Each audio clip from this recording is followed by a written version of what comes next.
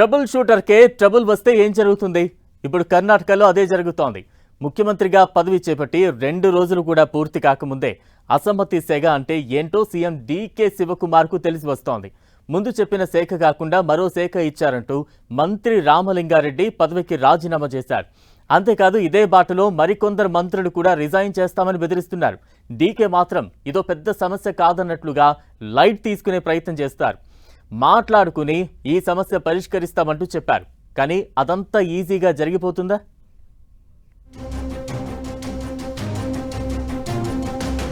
కర్ణాటకలో రాజకీయ నాటకం. డీకేఎస్ కి సిద్ధు షాక్ ఇది. రామలింగారెడ్డి రాజీనామాతో మొదలు. గుంపుగా రాజీనామా చేస్తామంటోన్న మరికొందరు. కర్ణాటకలో సిద్ధరామయ్య సీఎం పదవి నుంచి దిగిపోయిన తర్వాత మరో నాటకం ప్రారంభమైంది.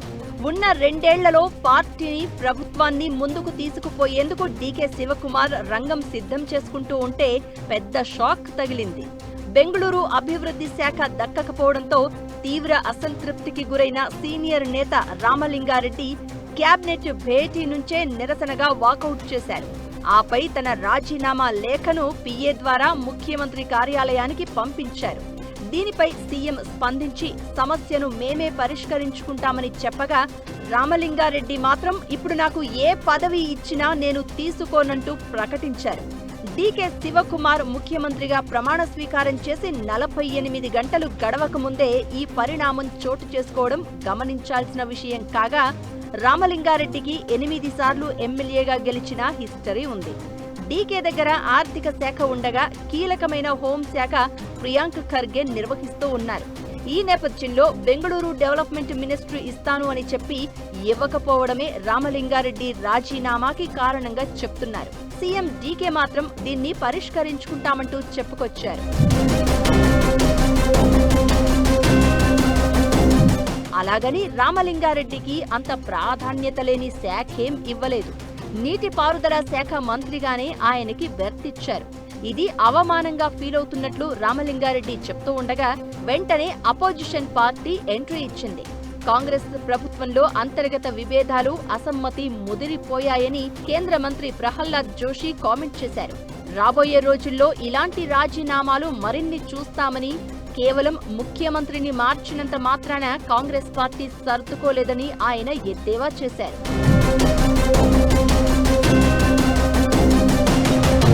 అసలు ఈ వివాదం గురువారం రాత్రి 13 మంది మంత్రులకు శాఖలను కేటాయించేందుకు జరిగిన కేబినెట్ సమావేశంలోనే మొదలైంది అంటున్నారు. 2023లోనే తనకు బెంగళూరు అభివృద్ధి శాఖపై ఇచ్చిన మాటను రామలింగారెడ్డి ఈ సమావేశంలో గుర్తు చేశారట. ఆ శాఖ తనకు దక్కకపోవడంతో ఆయన సమావేశం నుంచి మధ్యలో బయటకు వచ్చేసినట్లు తెలుస్తోంది. రాజీనామా తర్వాత రామలింగారెడ్డి ఇక వెనక్కి తగ్గను అని తెగేసి చెప్తున్నారు.